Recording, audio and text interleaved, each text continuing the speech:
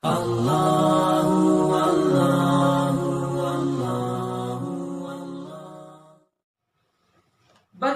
kita merayakan Idul Fitri di tengah pandemi wabah yang luar biasa sekarang ini? Apakah syariat-syariat ataupun yang disunahkan untuk kita lakukan pada saat hari raya ini tetap masih disunahkan untuk kita lakukan dalam kondisi yang demikian rupa?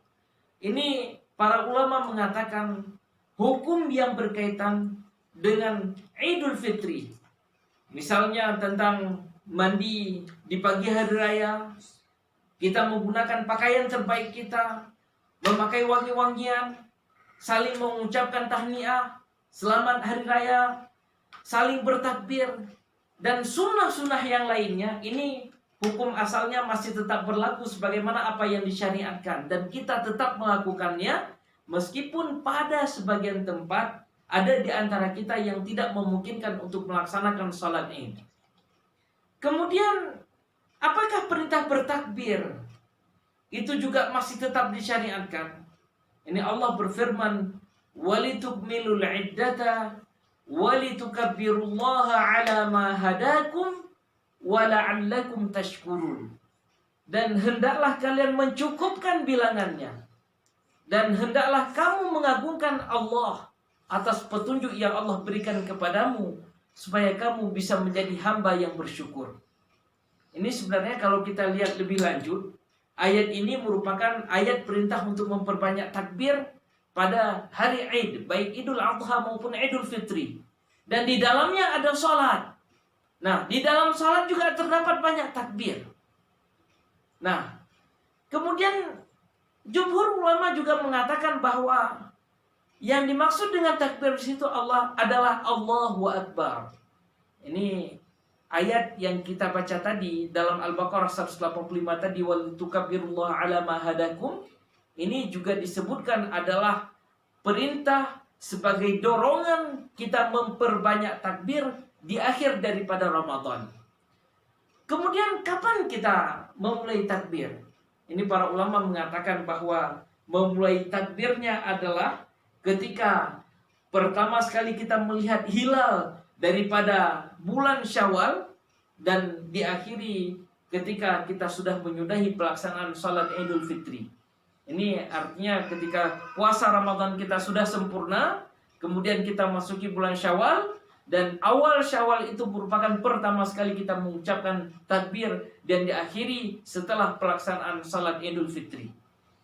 Nah, ini kita mau bertakbir menggunakan dengan takbir apakah Allahu Akbar, Allahu Akbar, La ilaha illallah, Wallahu Akbar walillahil hamd, sebagaimana apa yang diriwayatkan oleh Abi Syaibah. Atau kita bertakbir dengan sebanyak 3 kali, misalnya Allahu Akbar, Allahu Akbar, Allahu Akbar, La ilaha illallah, Allahu Akbar walillahil hamd. Itu juga sama-sama dibolehkan, terserah kita, yang penting sama-sama kita bertakbir kepada Allah Subhanahu wa taala. Kemudian bagaimana kedudukan kita untuk mengucapkan selamat hari raya ini, saling mengucapkan selamat Idul Fitri, apakah itu juga disyariatkan? Ini Rasulullah SAW bersabda sebagaimana hadis yang diriwayatkan oleh Al-Bara' bin Azib.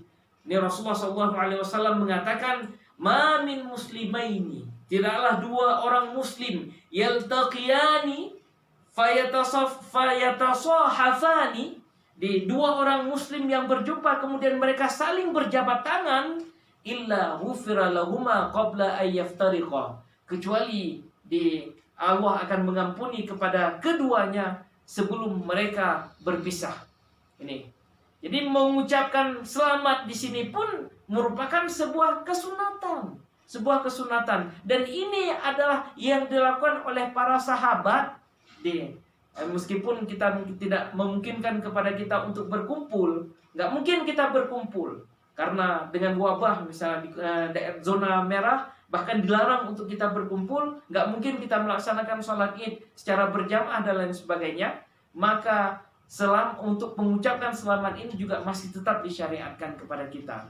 Caranya ya sekarang zaman sudah canggih, kita bisa menggunakan Android kita, WhatsApp, tweet, di Instagram kita, di Facebook kita dan lain sebagainya. kita di sana mengucapkan selamat hari raya dan lain sebagainya. Bahkan kalau berkumpul dan kita berjabat tangan kemudian kita mengucapkan ucapan selamat kepada saudara kita, ini justru mudaratnya terkadang lebih besar di daerah tertentu. Dan ketika membawa kepada mudarat, balik kepada hadis la dharar wala dirar. Tidak kita memberi mudarat dan juga kita tidak dimudaratkan dengan orang lain.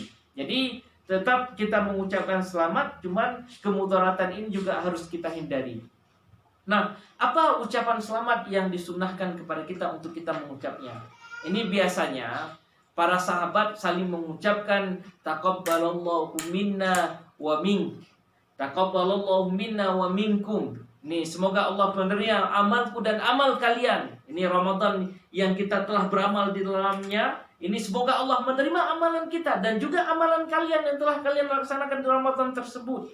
Ini sebagaimana yang disebutkan oleh para ulama. Akan tetapi para ulama juga mengatakan bahwa ucapan selamat terserah kepada kita untuk kita ucapkan dalam bentuk lafaz apa saja. Yang penting mengandung makna doa dan lafaznya benar. Apakah misalnya kita membaca minal aidina wal faizina wa nahnu minhum dan lain sebagainya. Kemudian bagaimana tentang melaksanakan salat Id? Nih, terutama misalnya kita sebagian tempat harus melaksanakan salat Id di rumah. Apakah itu dibolehkan ataupun tidak? Allah Subhanahu wa taala berfirman, "Fasholli li rabbika wanhar." Dirikan salat karena Rabbmu dan berkurbanlah. Nih surah Al-Kautsar. Dalam Zadul Masir, Imam Ibnu Al-Jauzi, beliau menyebutkan 3 pendapat atau 3 tafsiran mengenai salat fasolli dalam ayat Al-Kautsar ayat 2 tersebut. Salah satu tafsirannya adalah perintah untuk melaksanakan salat Id. Ini lagi-lagi akan tetapi dengan kondisi yang sekarang ini, jika kita mengatakan bahwa salat berjamaah dan salat sunnah itu ditiadakan dan kita beralih dengan salat di rumah saat pandemi wabah yang luar biasa ini, sebenarnya hal tersebut juga berhukum sama pada salat Id yang kita tidak melakukannya di lapangan ataupun di masjid. Kita juga bisa melakukannya, tetap melakukannya di rumah kita masing-masing. Ini karena seandainya kita berkumpul dan melakukannya di tempat ramai, ini pada daerah-daerah yang zona merah dikhawatirkan akan membawa mudarat yang lebih besar lagi. Ini ditambah lagi kan jumhur ulama berpendapat, nih syariat salat Id itu untuk wanita, untuk budak, untuk orang sakit, untuk orang musafir, untuk orang yang tidak di rumah, untuk orang yang di rumah pun ini tetap disyariatkan untuk melaksanakan salat Id. Ini sebagaimana apa yang disebutkan oleh Imam Al-Bukhari. Ini beliau memiliki bab khusus yang menjelaskan tentang itu. Jadi yang kira-kira terjemahnya seperti ini. Jika seseorang terluput daripada salat Id, maka dia salat 2 rakaat. Demikian juga wanita, kemudian orang-orang yang ada di rumah, orang-orang yang ada di kampung. Dulu karena terfokus di tempat orang-orang berkumpul di kota. Orang-orang yang ada di kampung juga melaksanakan 2 rakaat salat sunnah sebagai pengganti daripada salat Idul Fitri yang mereka tinggalkan. Ini karena Rasulullah SAW bersabda, ini adalah hari Id bagi kaum muslimin. Ini adalah hari raya bagi kaum muslimin. Kemudian inilah yang menjadi dasar Anas bin Malik memerintahkan budaknya Ibnu Abi Utbah Az-Zawiyah. Ini beliau memerintahkan untuk mengumpulkannya, kemudian anak-anaknya, keluarganya untuk salat seperti salat orang-orang yang berada di tempat berkumpul, yaitu di kota, sesuai dengan apa yang disampaikan oleh Rasulullah SAW tadi. Nah, asar daripada Anas bin Malik ini dan asar-asar yang dilakukan oleh para tabi'in dijadikan dalil oleh jumhur ulama, di mayoritas ulama mengatakan bahwa barang siapa yang terluput untuk melaksanakan sholat id, maka tetap disunnahkan kepadanya untuk melaksanakan 2 rakaat salat sunnah di rumahnya, meskipun setelah pelaksanaan salat sunnah tersebut tidak ada khutbah. Jadi tetap rakaat salat sunnah, 2 rakaat salat sunnah, kemudian langsung berakhir tanpa ada khutbah sebagai pengganti salat id yang pada sebagian tempat tidak bisa dilaksanakan. Wallahu a'lam.